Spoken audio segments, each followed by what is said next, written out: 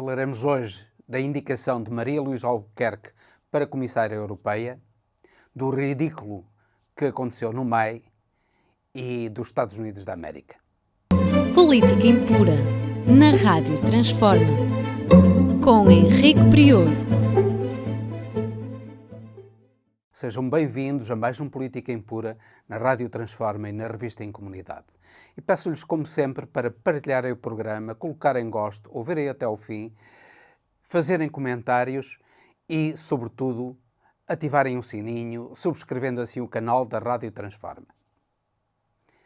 Começamos então por falar de Maria Luísa Albuquerque, que foi indicada pelo governo de Montenegro para Comissária Europeia. Criticou-se muito essa nomeação por algumas razões e parece-me que essas razões, do modo geral, não foram significativas. A competência da Maria Luísa Albuquerque penso que não se pode questionar. Ela foi ministra, tem por ligação à comunidade europeia, nomeadamente como Ministra das Finanças e aos problemas económicos e financeiros da União Europeia. Por outro lado, ela, ao contrário do que o PS pretende e outros partidos, o governo não estava obrigado a pedir autorização ou comunicar sequer ou negociar a indicação do Comissário Europeu que lhe compete indicar. Há agora, no entanto, algo que temos de reparar. Primeiro, Maria Luísa Albuquerque foi responsável por swaps ruinosas para o Estado português, foi responsável pela privatização ruinosa do Banif e, sobretudo, foi responsável pela privatização altamente ruinosa da ANA. A ANA, em pouco tempo, recuperou o investimento que fez na privatização e é uma galinha de ovos de ouro para o grupo francês que adquiriu a empresa. Isso indicaria uma certa suspeita relativamente a Maria Luísa Albuquerque no que toca à forma como ela lida com os interesses privados, mas para além disso, há algo que levaria a que considerássemos que Maria Luísa Albuquerque não era a pessoa indicada para fazer parte da Comissão Europeia como comissária. É que Maria Luísa Albuquerque, ainda não há muito tempo, apresentou um livro de um deputado do Chega, Gabriel Mita Ribeiro, intitulado Um Século de Escombros. E esse livro, elogiado por Maria Luísa Albuquerque, é dedicado, nem mais nem menos, que a Donald Trump e Jair Bolsonaro. Veja-se em que companhias Maria Luísa Albuquerque anda. Será que a escolha de Maria Luísa Albuquerque para Comissária Europeia representa uma aproximação do PSD ao Chega? Uma forma de dialogar entre o PSD e o Chega, como pretende, por exemplo, Pedro Passos Coelho, que acha que Ventura é um grande democrata e não é nada xenófobo, nem é nada racista? Suspeitamos que a indicação de Maria Luísa Albuquerque seja uma forma de aproximação do PSD ao Chega para garantir no futuro uma governação estável. Falaremos agora do ridículo que caiu no meio. Há dois ministérios neste país, ou em qualquer país, que devem ter a maior segurança. O primeiro é o Ministério da Defesa. Obviamente está em causa a defesa do Estado face a ataques estrangeiros.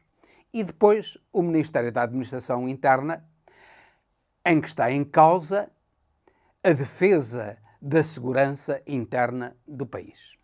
Ora, aquilo que sucedeu foi que esta semana o Ministério da Administração Interna foi assaltado por gente que tranquilamente entrou dentro do Ministério, subindo a uns andaimes de um edifício contíguo, e levou computadores, inclusivamente computadores de extrema sensibilidade dentro do MAE. As câmaras de vigilância e a segurança do MAE, pura e simplesmente, não existiam. É absolutamente ridículo e perigoso, indica um desleixo incrível por parte da Ministra da Administração Interna com a segurança do seu Ministério. Esperamos que isto sirva de alerta para que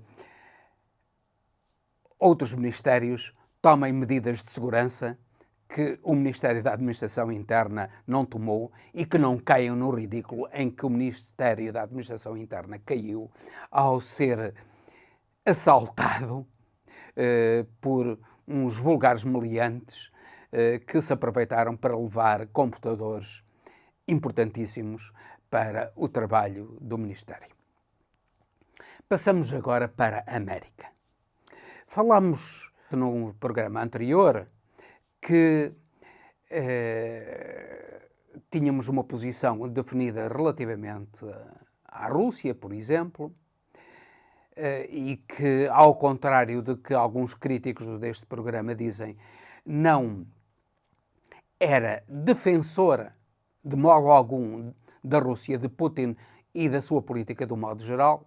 Explicámos qual a posição que tínhamos na guerra da Ucrânia, que era essencialmente defensora do povo ucraniano que está a servir de carne para canhão nesta guerra. E queríamos falar da América agora. Da América que, no fundo, está por detrás da guerra da Ucrânia e da guerra de Israel, para a qual, pelos mais variados meios, o complexo militar e industrial americano está a vender uma panóplia de armamento que é essencial para que estas guerras continuem.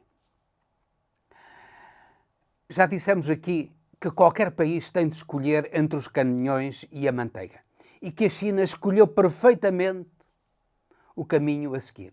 Escolheu o caminho da manteiga. A América escolheu o caminho dos canhões. E o resultado disso não sou eu que o descrevo. É descrito por Robert Kennedy, um pré-candidato à presidência da República dos Estados Unidos da América, que abandonou a corrida e passou a apoiar Donald Trump.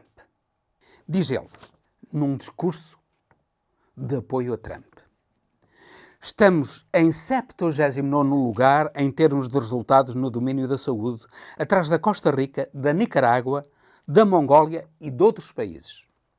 Ninguém tem um peso tão grande de doenças crónicas como nós. E durante a pandemia de Covid-19, tivemos o maior número de mortes de qualquer país do mundo. Tivemos 16% das mortes por Covid e temos apenas 4,2% da população mundial.